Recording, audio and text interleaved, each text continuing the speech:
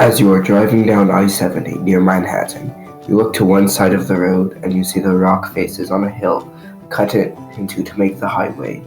The layers come in many colors, but they are always the same colors and in the same order from one hill to the next.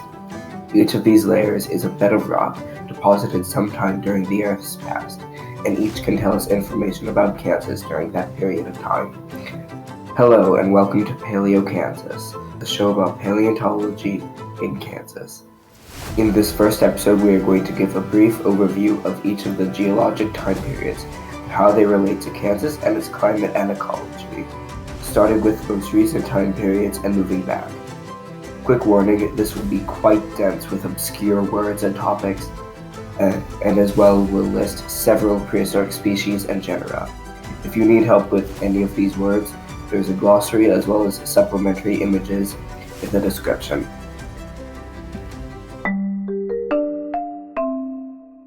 The Quaternary is the most recent time period in Earth's history and goes from 2.6 million years ago up to the modern day. It consists of either 2 or 3 epochs. The Pleistocene, which is the time period when the most recent ice age occurred, the Holocene, the period after the ice age, and possibly the Anthropocene, which is based on human impacts on the Earth.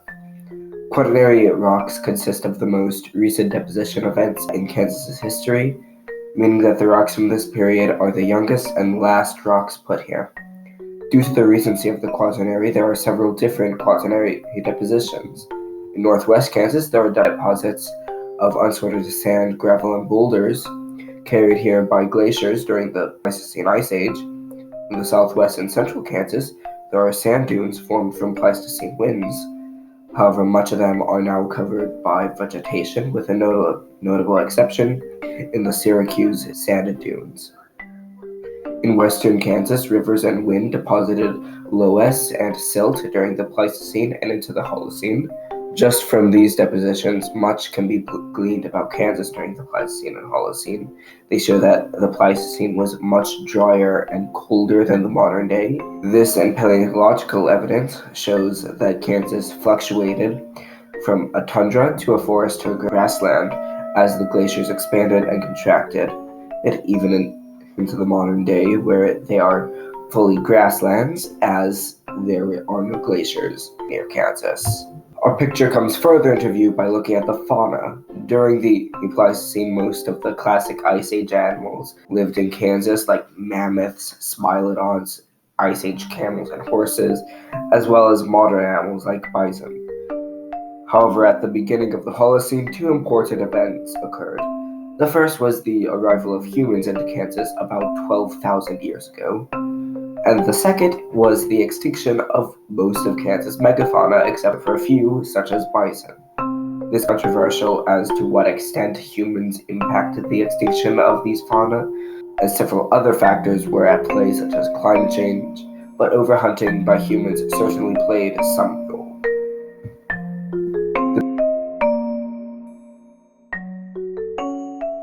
The period before the Quaternary was the Neogene, meaning new life, because these animals were very different from the animals before it.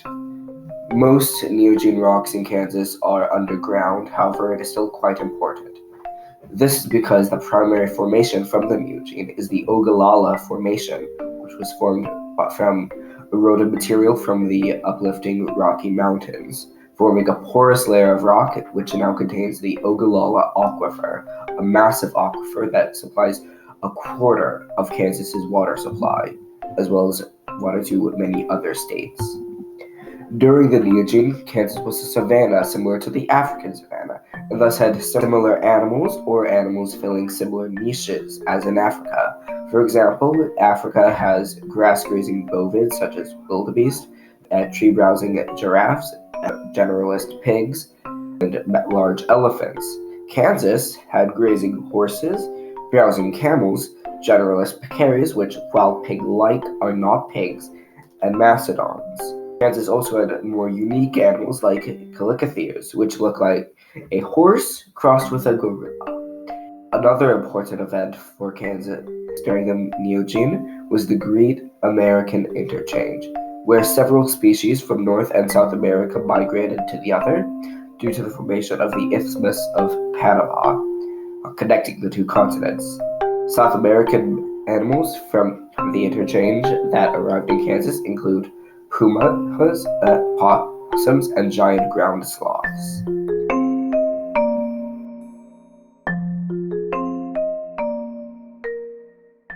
The next period is the Paleogene. No rocks or fossils have been found in Kansas from the Paleogene. However, we can still make inferences based on other areas. The Paleogene comes right after the Cretaceous period, which ended with the KPG extinction event, where an asteroid impacted Earth near Mexico, wiping out much of the life on Earth and all of the non-avian dinosaurs, pterosaurs, and large marine reptiles, and covering the entire planet in a layer of iridium, which can still be found in rocks today. Because of this, the survivors like birds and mammals radiated and diversified into many different niches that were left vacant by the extinction event. Across the Paleogene and Cenozoic as a whole, the climate has gotten colder and drier than it was during the Mesozoic. However, a few exceptions where the temperature rose dramatically exist, when there was large amounts of CO2 in the atmosphere at the time, such as the Paleo-Eocene thermal maximum, and possibly also sometime in our future due to human events. The Cretaceous is one of the most famous periods of Earth's geological history, primarily due to the fame of Cretaceous dinosaurs like T-Rex, Utahraptor, and Triceratops, in monster movies like Jurassic Park. However, we are not going to talk about any of those today, because during the Cretaceous, Kansas was part of the Western Interior Seaway, a shallow ocean that divided North America into two continents and connected the Gulf of Mexico to the Arctic Ocean.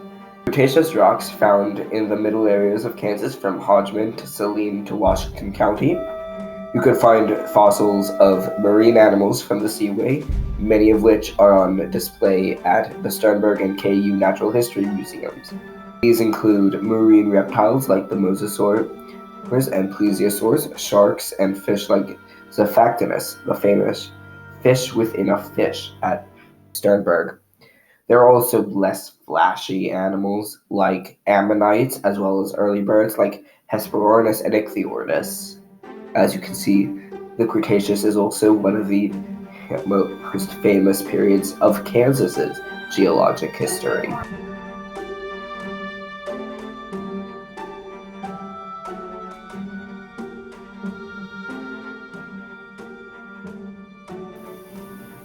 Though there is the tiniest bit of Jurassic rock in Kansas, no fossils have been found there, thus we must look outside of Kansas for information. Thankfully, just to the west of Kansas, there is the Morrison Formation, the most fossil-rich Jurassic rock formation in North America. The land of the Morrison Formation was much warmer and more humid than today, and was made of lush forests with ferns, cycads, and conifers. These forests would have been inhabited by long-necked sauropods like Apatosaurus and Diplodocus, as well as other animals like Stegosaurus and Allosaurus. There are also turtles and crocodilians that lived in the rivers of the Morrison Formation. It is likely that many aspects of the Morrison Formation would have been in Kansas as well, though we cannot know for sure.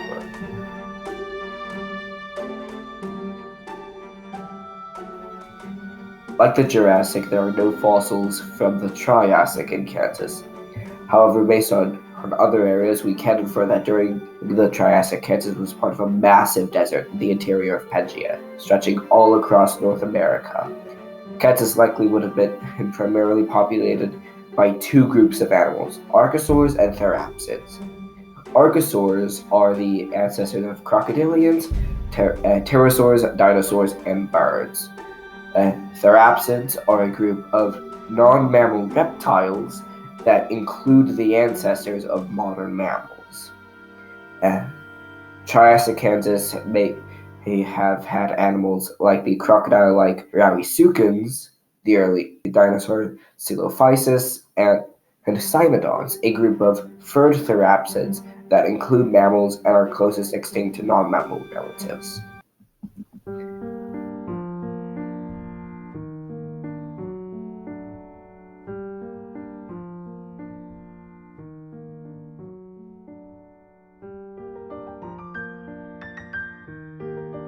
With the Permian period, we leave the Mesozoic era and enter the Paleozoic. During the Permian, Kansas was covered by a shallow sea that occasionally lowered to uncover Kansas. This cycle created layers of limestone, shale, sandstone, gypsum, and chert in areas of midwestern Kansas like the Flint Hills and the Red Hills. The fossils from the Permian period in Kansas are generally marine animals like brachiopods and sharks, but also terrestrial animals like the griffinfly Meganeuropsis, the largest flying insect ever, with a wingspan of almost 2 feet. The end of the Permian is marked by the Permian-Triassic extinction event, also known as the Great Dying, in which 80% of marine species and 70% of terrestrial species during the Permian went extinct. This event was likely caused by increased volcanism in the Siberian traps.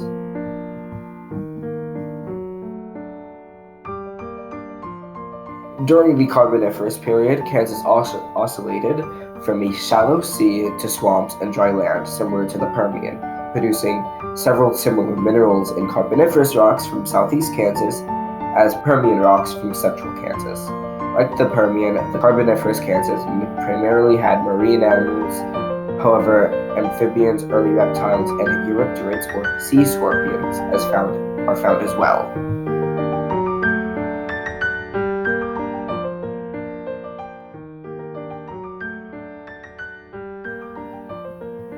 Now we begin to reach the beginning of the end of Kansas paleontology, the Devonian. From here on out, no more rocks will appear on the surface, and what fossils are found by drilling will be small to microscopic, and thus this section will have much speculation on what life was actually like during these periods in Kansas. The Devonian is also known as the Age of Fishes, due to the large amount of diversity in fish during this period, including the somewhat famous 3 to 4 meter long armored fish, Nucleosteus. There are also other animals like trilobites in the ocean, as well as all over the geologic time period, as well as other fish like a Tiktaalik or a Tiktaalik relative.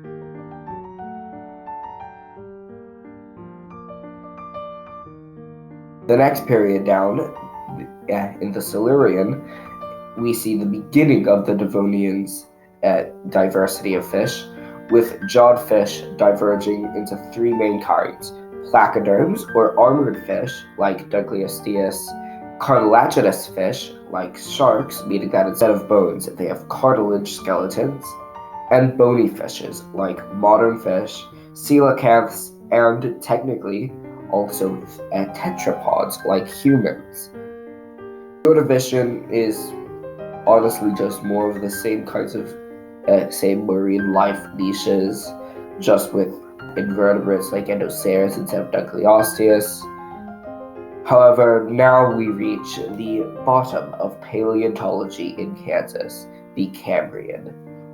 Though the Kansas Pacific fossils from the Cambrian themselves aren't that exciting, especially to non-paleontologists, they are basically the same as to the Silurian, Ordovician, and Devonian.